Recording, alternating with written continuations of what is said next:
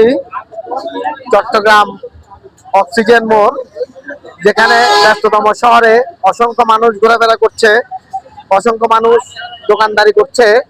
আমরা এই মুহূর্তে নির্বাচন নিয়ে আমাদের একজন দোকানদার ভাইয়ের সাথে কথা বলছি। কি ভাই, আপনার নামটা কি?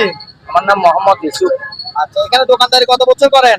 আমি তো 15 বছর ধরে।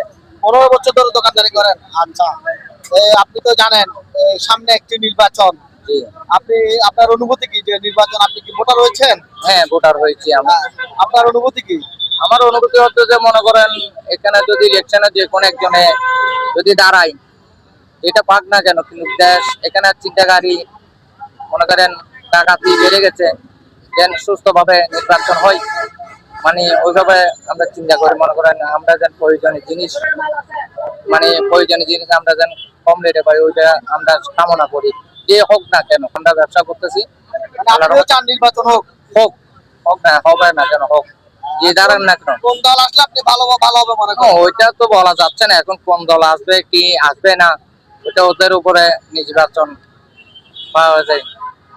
আচ্ছা, আপনাকে অসংখ্য ধন্যবাদ। ঠিক আছে, আসসালামু আলাইকুম। প্রিয় দর্শক, আপনারা দেখতে পাচ্ছেন যে আমার এক ভাই নির্বাচন নিয়ে তার অনুভূতির কথা বলেছে। আমি আপনাদেরকে নির্বাচন নিয়ে সাধারণ জনগণের মতামত সবগুলো আস্তে আস্তে প্রকাশ করব। আমাদের চ্যানেলের সাথে থাকুন। Mohammad Zakir Hossain, CTV Bangla news, Chittagong.